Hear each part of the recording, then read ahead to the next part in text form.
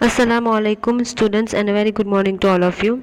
कल के वीडियो में मैंने आपको बिंदुसार और चंद्रगुप्त टू के बारे में इंफॉर्मेशन दी थी और उनके बारे में आपके साथ डिस्कस किया था।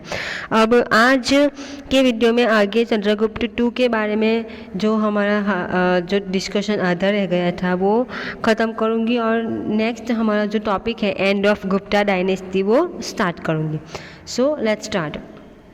Because of cultural achievements achieved during his reign, the Gupta age could become the golden age. ये गुप्ता एज के जितने भी राजा चंद्रगुप्त टू जो है और दूसरे जो राजा थे गुप्ता एज के उनके दौरान उनके टाइम के दौरान जो कल्चरल अचीवमेंट था इंडिया के अंदर वो बहुत ही ज़्यादा धीरे धीरे आगे डेवलप हुआ था और उन्होंने कल्चरल बहुत सारे अचीवमेंट किए थे और इसी की वजह से गुप्ता एज को गोल्डन एज कहा जाता है। He was the patron of scholars and poets और ये जो चंद्रगुप्त टू है वो भी दूसरे राजा की तरह स्कॉलर्स और पोएट्स और इन सबको अपने दरबार में रखते थे, उनके एडमायर थे। The great Sanskrit poet and play right Kalidas was his royal poet. Dhanvantari was his royal वैद्य। और जो फेमस कवि है कालिदास, आपने नाम भी सुना होगा, जो फेमस कवि है कालिदास वो उनके राज कवि थे, उनके दरबार में चंद्रगुप्त टू के दरबार में थे, वो उनके राज कवि थे। और धन्वंतरी नाम के जो पर्सन थे वो उनके रॉयल वैद्य थे। वैद्य यानी कि पुराने ज़माने में डॉक्टर नहीं थे, वैद्य ही जो आयुर्वेदिक दवाएं होती हैं उनसे इलाज करते थे, तो वो वैद्य। Gems like scientist Varaha Mihir, वाइट भट्ट, writer of Amarkosh, Amar Singh etcetera use to adorn the court. और उसके साथ साथ फेमस साइंटिस्ट वराह मिहिर वो भी उनके दरबार में थे। वाइट भट्ट भी राइटर, अमर कोश नाम की जिसने बुक लिखी है वाइट भट्ट वो भी उनके दरबार में थे। तो ऐसे बड़े बड़े लोग, बड़े बड़े पोएट और बड़े बड़े साइंटिस्ट उनके दरबार में थे। During his rule sculpture and drawing develop. Many of art pavilion of Ajanta caves were made during his time. Ajanta की गुफाओं में जो आर्ट है, वो जो पेंटिंग्स है वो भी उनके टाइम में की गई थी, क्योंकि उनके टाइम में ड्राइंग का जो आर्ट था वो भी बहुत डेवलप हुआ था, स्कल्पचर का जो आर्ट था वो भी बहुत डेवलप हुआ था। He built a number of Buddhist monasteries, और उन्होंने बहुत सारी मोनास्ट्रीज, बुद्धिस्ट मोनास्ट्रीज बनाई है in the capital of Pataliputra. Mehrauli iron pillar near Delhi was made during his reign. Mehrauli में जो आयरन का ये पिलर है यहाँ पे जो फोटोग्राफ में दिखाया गया है वो उसी के टाइम के दौरान यानी चंद्रगुप्त टू के टाइम के दौरान बनाया गया था।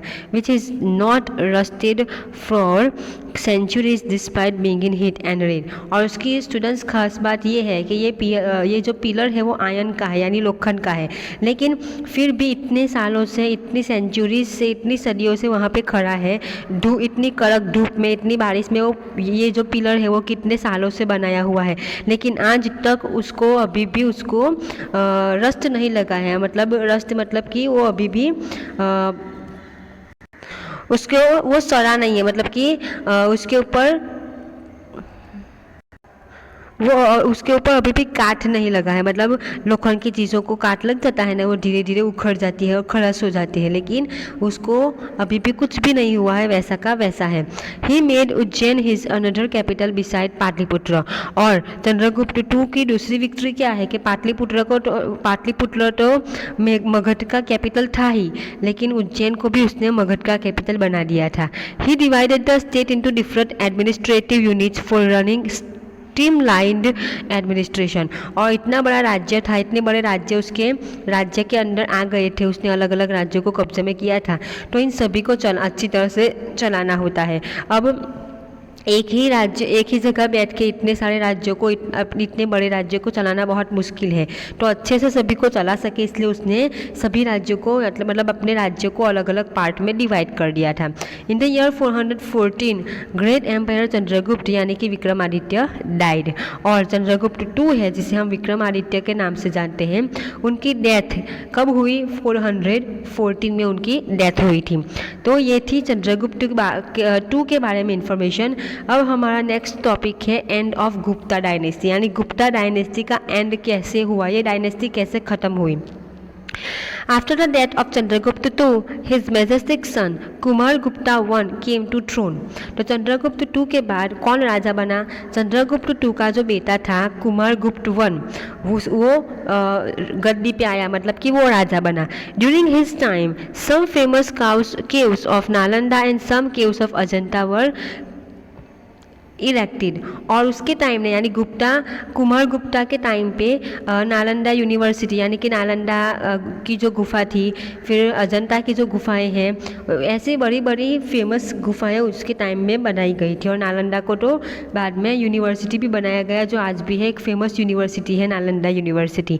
After Kumar Gupta one, his brave son Skandagupta came to power. जब कुमार गुप्त मर गया तो कुमार गुप्त वन के बाद उसका बेटा राजा बना, जिसका नाम था Skandagupta.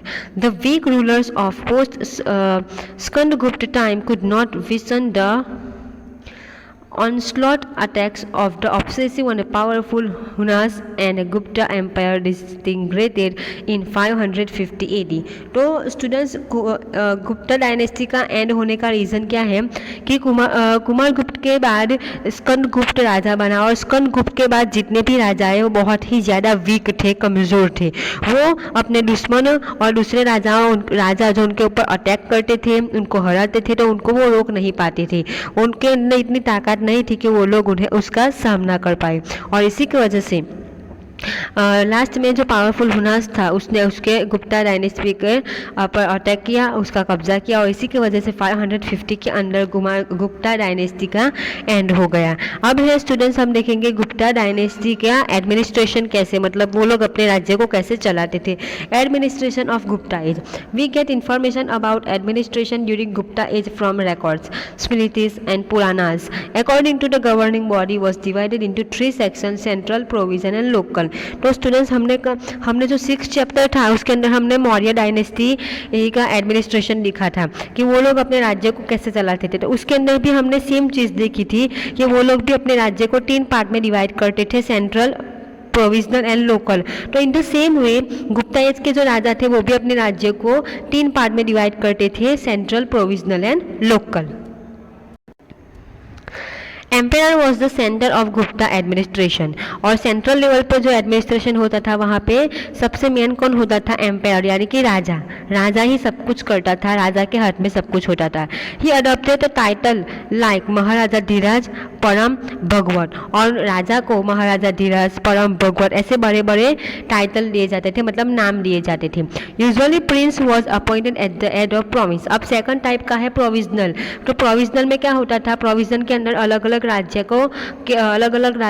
के में गवर्नर बनाया जाता था, जिससे वो गवर्नर उस राज्य को चलाए. तो जनरली क्या होता था कि राजा अपने ही बेटे को राज्य का गवर्नर बनाते थे, मतलब कि अपने जिस पार्ट अलग अलग पार्ट में डिवाइड करते थे, तो अलग अलग राज्य का अपने ही बेटे को, यानी कि राजकुमार को ही गवर्नर बनाते थे.